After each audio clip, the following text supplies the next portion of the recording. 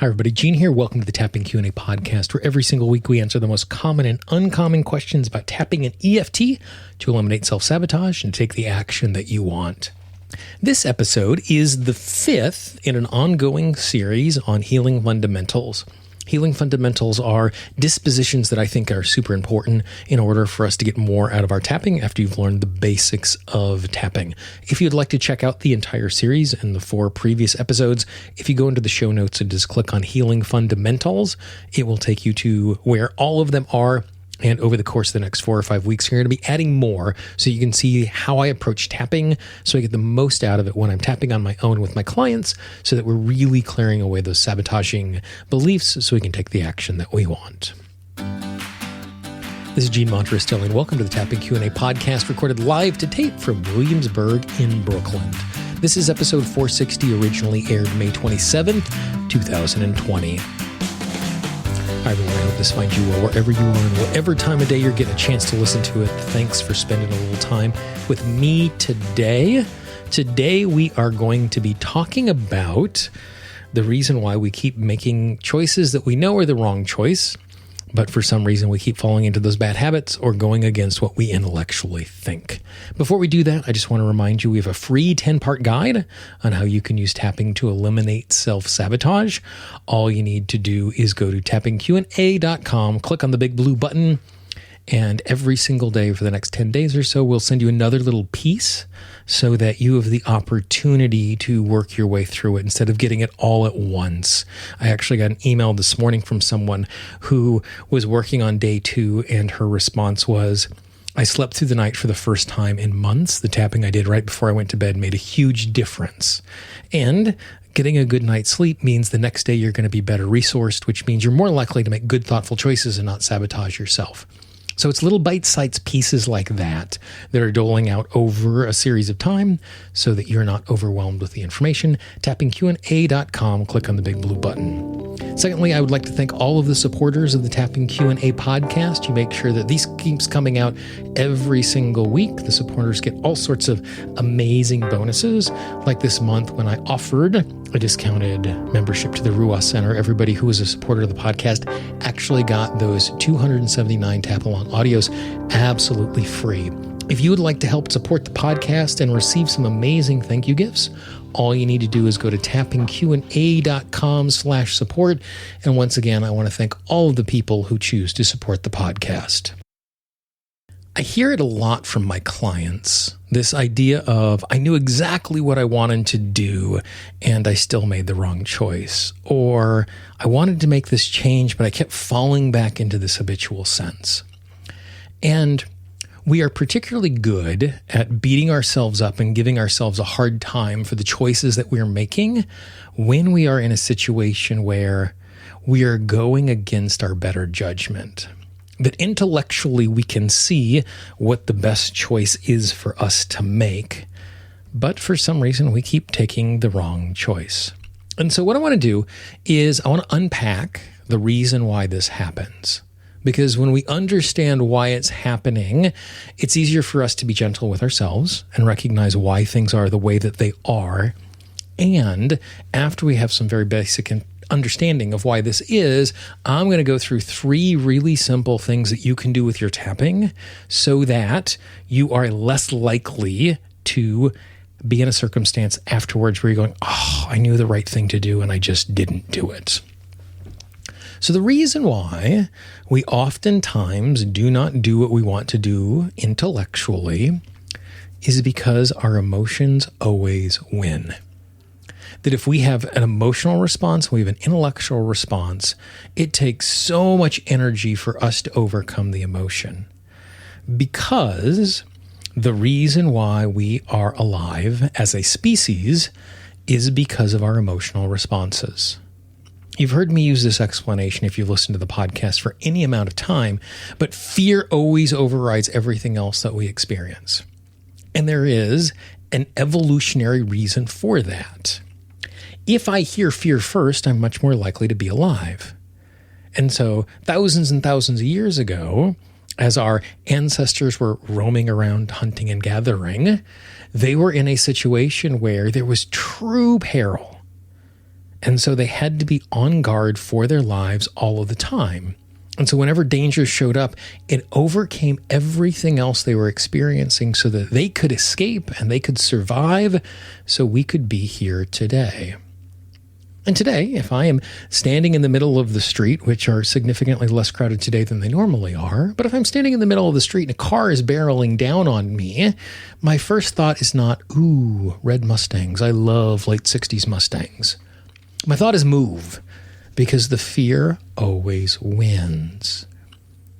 And if you think about the way we gather information and we respond, is information is coming up through our system, and so it goes through the lower brain, into the midbrain, up into our frontal cortex, which means that it is going through the emotional center before it gets to the intellectual center.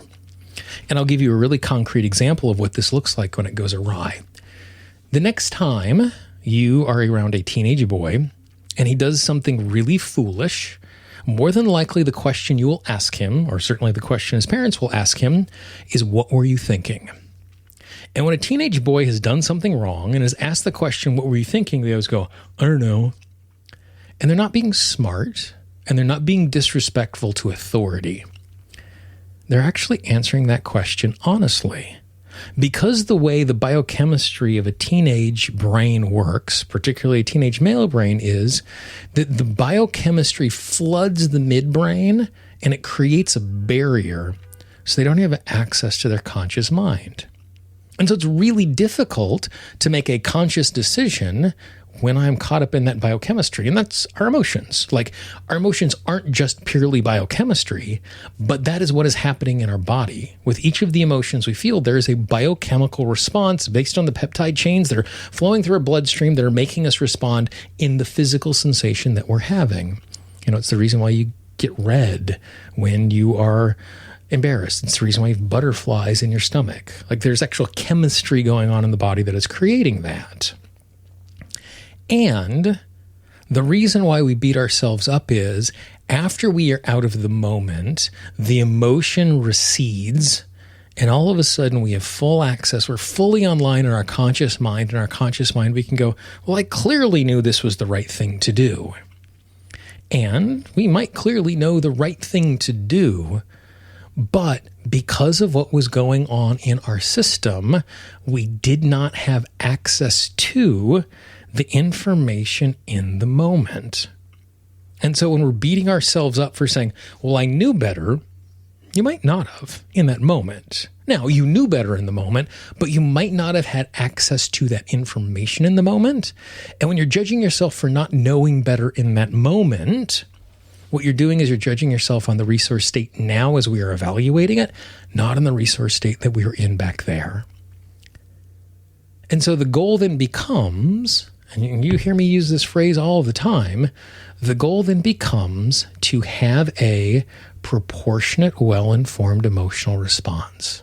Because the emotions are not bad information. Fear is not bad information. But it needs to be tempered by showing up to the right degree. And if an emotion shows up when there's not actually the need for that emotion, like fear shows up when there's not actually danger, then it's making it harder for me to have access intellectually to my conscious part of my mind to make a good choice.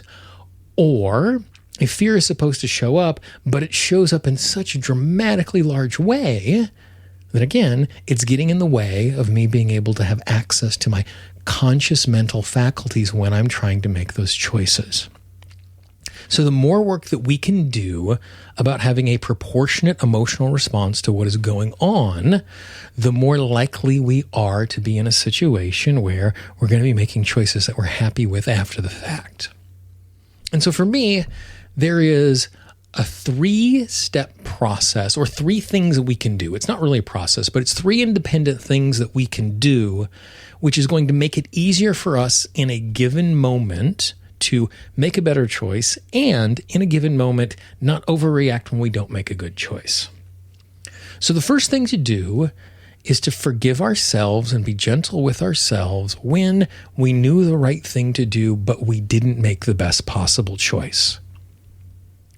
Because we're recognizing the fact that We were making the best possible choice we could make based on the information we had and the resource state that we were in. When I taught anger management in the county jail, I had one of my guys talk about how one time he was in a fight, and as he was pulling his fist back, he had one thought, and as the fist was flying through the air, he had another thought about how this was a really bad idea.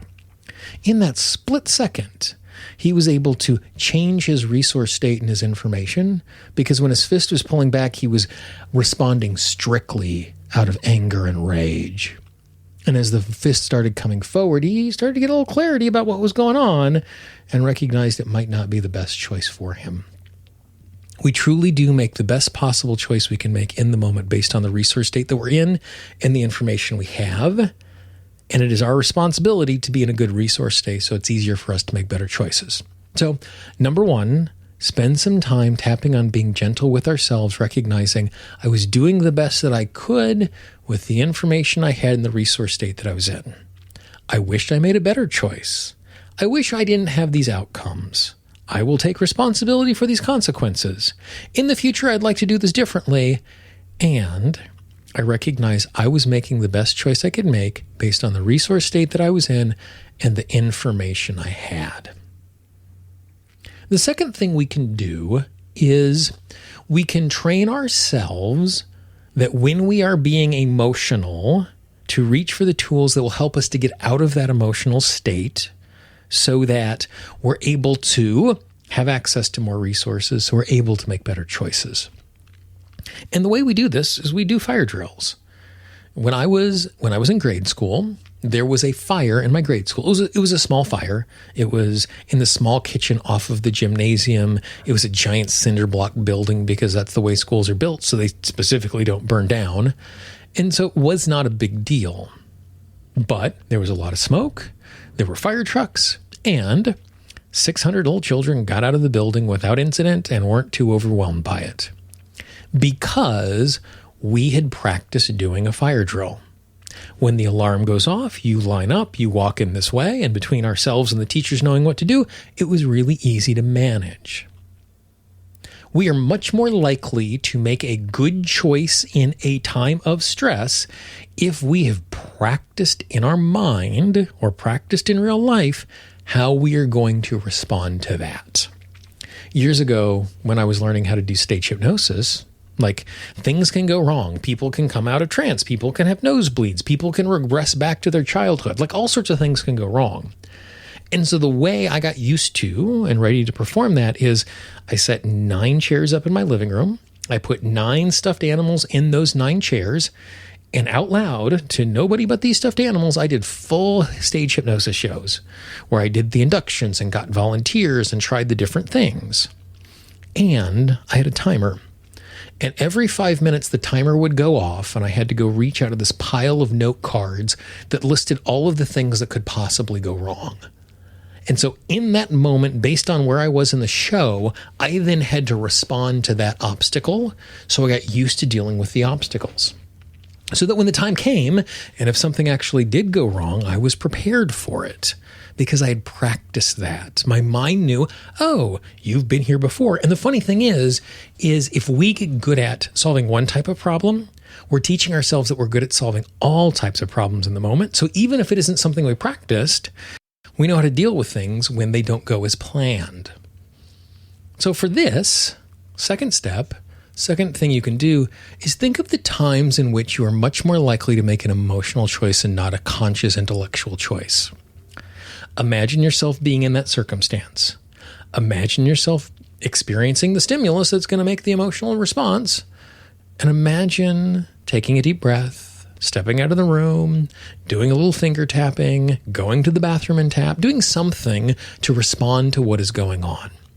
So it could be food that you crave, or a coworker who gets the best of you, or when someone brings up a certain topic, political or otherwise, that really gets you bent out of shape. Practice having those conversations, and don't practice them going well. Practice you reaching for your tools and your tools being effective.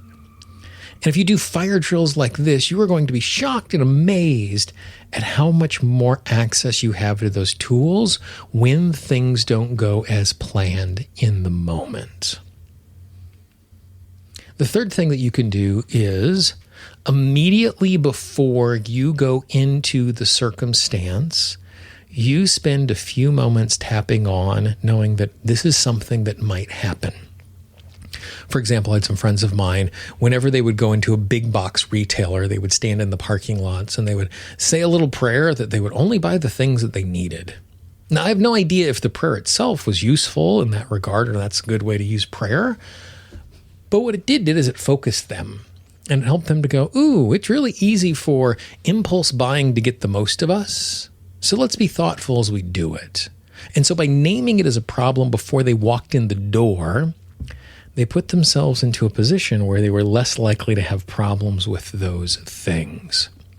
So if you know the situations where you are much more likely to have an emotional response to what is going on, spend a few moments tapping on the fact that that's what I'm stepping into. And so if you do this, if you do these three things, if you take a little time and tap on those times where you're really hard on yourself or too harsh on yourself for letting your emotions get the best of you. Second, name the times when the emotions get the best of you and practice in your mind reaching for the tools and making choices that are going to change your resource state. You don't practice making good choices. You practice bumping into the obstacle, getting over the obstacle with our tools, and then making good choices. And then the third thing is, right when we're on the precipice of any of those things that often get the most of us, to take a few moments to tap, to make sure that we're centered and grounded. And so we're the best resource state we can be walking into it, which means that we're less likely to have the emotions get the most of us in the middle of it. So it's pretty straightforward. It is the way our biochemistry works. It's the way our emotions work that we make emotional choices over intellectual choices. When we recognize that, it is easier for us to be gentle with ourselves in the moment and make good choices in responding to that. If you found this useful, please pass it along. Don't spam your inbox and send it to everybody in the world. But if you know one or two people who could use this framework for their tapping, for being in a place where they make better choices, please pass it along. The most common and easiest way anybody finds a new piece of resource is through the recommendation of a friend. And it would mean the world to me if you passed it along. If you haven't done so already, please subscribe to the podcast. In podcasting parlance, subscribe is always free. It's not like Hulu or anything like that where you have to pay a monthly subscription. Subscribe simply means that when a new episode comes out, you are notified it is delivered to your smart device so you don't miss it. You can subscribe in Apple Podcasts, Google Podcasts, Spotify, Pandora, and everywhere you get audio. Just search Tapping Q&A. And if you're one of those people who are using the Google Podcast app, shoot me a note. I'd like to hear about your experience. It's very, very new, but just send me a note saying, hey, I'm on Google Podcast. I would appreciate that. I can be reached Gene, Gene, at tappingqa.com. If you're on the website, you can just click on that big contact link up at the top.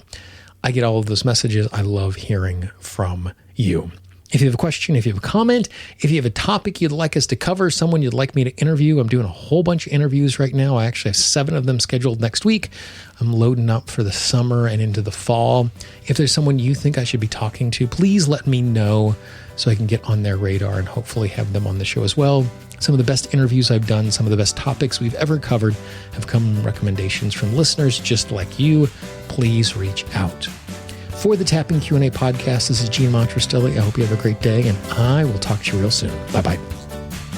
The Tapping Q&A podcast is copyright Gene Montrestelli Tapping Q&A. All views expressed by guests are those of the guests and not necessarily of Gene Montrestelli and Tapping Q&A.